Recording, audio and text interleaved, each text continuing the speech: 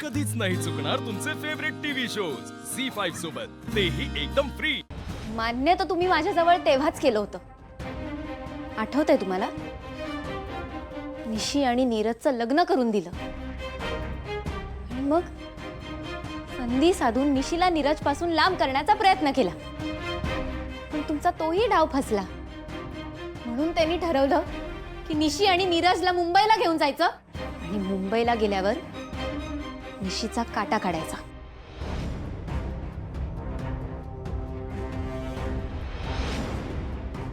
चारू, तुला हे सगळं कसं माहित? असं ह्याच म्हणाल्या होत्या।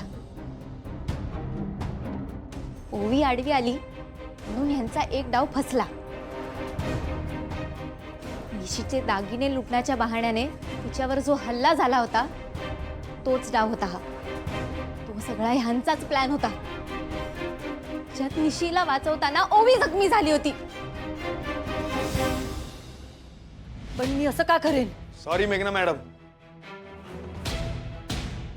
जी आई आपल्या मुलाला किडनॅप करू शकते, त्याच्यावर जीव घेणा हल्ला करण्यासाठी माणसं पाठवू शकते, ती आई हे करू शकते। हा? काय? म्हणजे माझं जे ते किडनॅपिंग झालं होतं ते खरंच? हो,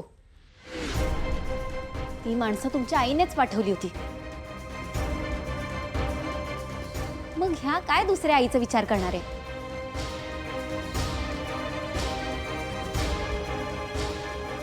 अरे या मुलीला बाहेर काढा, ही मुलगी काही बनवते। मी काही नाही बोलत आहे, जे खरं आहे तेच बोलते। तुमच्या त्या एका चुकीमुळे त्या हल्ल्यात ओवीचं अख्खं आयुष्य बदललं। तुम्हाला त्याची काय कल्पना असणार आहे?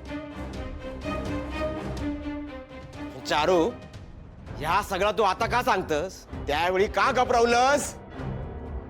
ह्याच वेळी माका समजलं असता ना, तर ह्या मेघना बाईंका कधीच खडी फोडूक पाठवला असता।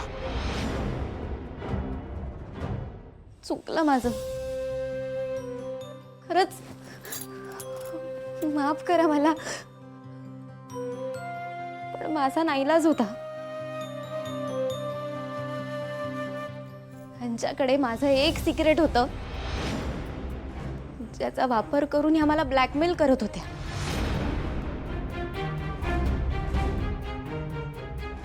आणि त्याच सिक्रेटच्या जोरावर या वारंवार माझा वापर करत राहिल्या।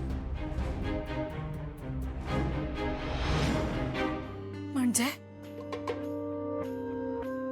काय? ए चारू, तोंड बंद ठेवा, नाहीतर पस्तावशील। मी नाही घाबरत तुमच्या धमक्यांना। आता त्या सगळ्याच्या पलीकडे गेले, मी सांगितलं ना। आता मला कशाचीच भीती वाटत नाही। माझे सगळे गुन्हे कधीच यांच्या समोर आलेत, पण मी ते तुमच्या सांगण्यावरून का करत होते हे तर मला सगळ्यांना सांगावंच लागेल। त्याशिवाय कोणालाही माझं म्हणणं कसं पटणार? चारू, बोलताना नीट विचार करून बोल। चारू, तू बोल आणि कोणाला घाबरायची गरज नाही आहे। तू दादा खोताच्या घरात उभी आहेस, बोल। दादा, उमा आत्या, लाली आत्या, माझं चुकलंय, मीच तुमची गुन्हेगार आहे।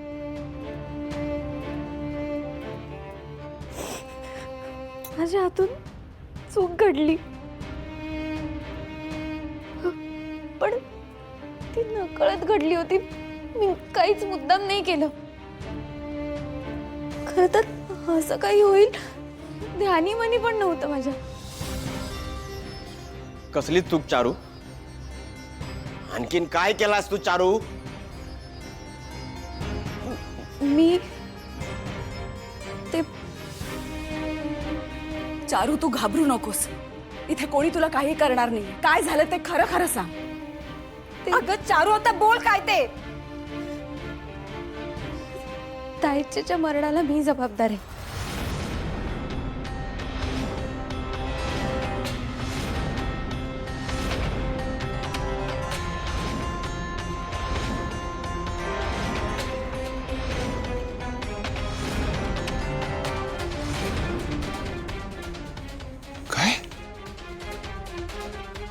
काय म्हणालीस?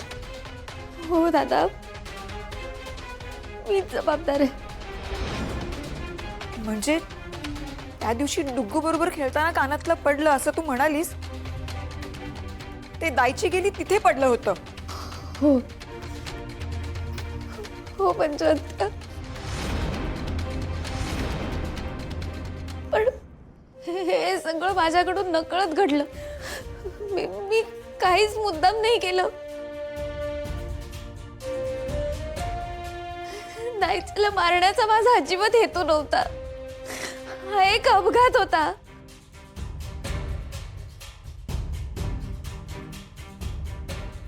आणि त्या गोष्टीचा मला कायम पश्चाताप असेल. मी कधीच स्वतःला माफ करू शकत नाही.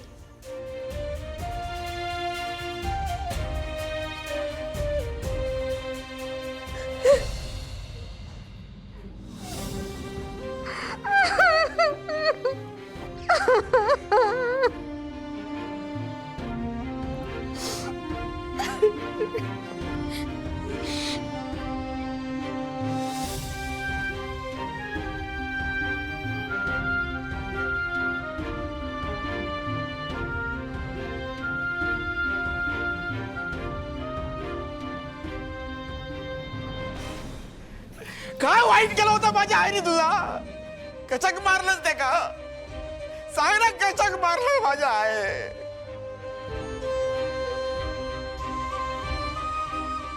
चारू बोल, काय झालंय ते तुला सांगावंच लागेल. त्या दिवशी दायचीने श्रीनूला चापकाच्या फटक्यांची शिक्षा दिली होती. तेव्हा मला वाटलं दायची माझ्या आणि श्रीनूच्या लग्नाच्या फेवरमध्ये आहेत. म्हणून त्यांच्याकडून हे पुन्हा वदवून घेण्यासाठी मी त्यांच्या खोलीत गेले. तेव्हा उमा आत्या तिथे होत्या. उमा आत्या आणि दायची काहीतरी बोलत होत्या आणि ते मी ऐकलं. तेव्हा दायची उमा आत्याला म्हणाल्या की दायची तुका वचन दिता हा, आपल्या शिनूचा लगीन होत ना ता ओवीशीच.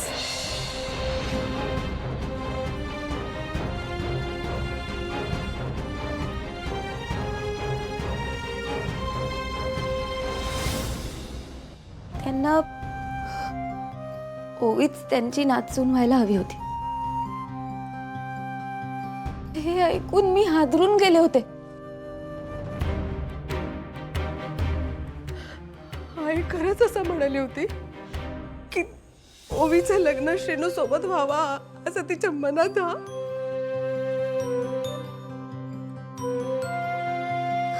हो.